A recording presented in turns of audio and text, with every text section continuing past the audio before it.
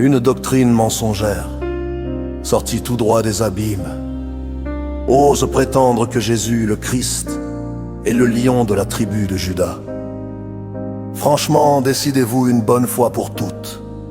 Soit Jésus est l'agneau, soit il est le lion. Mais on ne peut pas jouer sur les deux tableaux en même temps. Pourquoi cette perversion des rôles?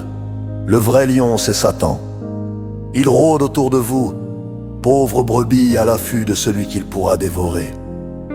Et comment cette aberration a-t-elle pu être avalée par tant de monde? À cause du tribalisme, tout simplement, ce poison immonde. Notre tribu aurait Jésus comme lion et les autres rien. On dirait du copier-coller des discours de l'homme à la petite moustache qui, dans sa démence, plaçait une race au-dessus des autres, exactement le même délire que ceux qui s'acharnent à vouloir que Jésus soit forcément blanc aux yeux bleus, ou, selon les camps, noir aux cheveux crépus.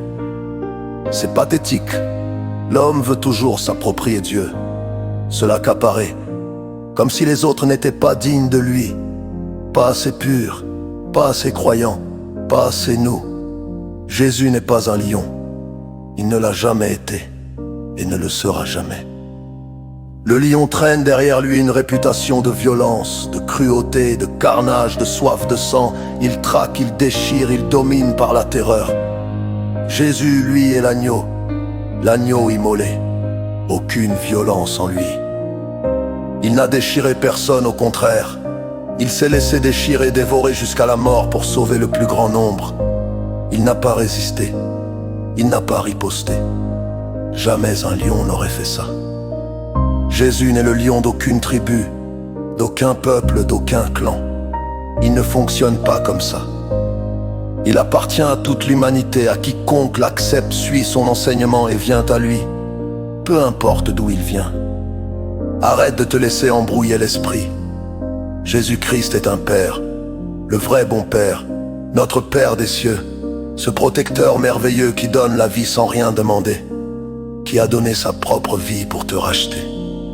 Il ne te marchande jamais, il ne te trahira jamais, il ne te dévorera jamais. Oui, Jésus est le Père parfait, celui qui donne le pain, qui veille sur ses enfants nuit et jour, qui a prouvé son amour en se laissant clouer sur le bois du calvaire.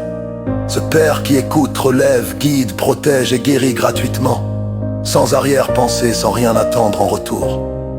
Alors change de discours, change ça maintenant. Partage cette vérité autour de toi.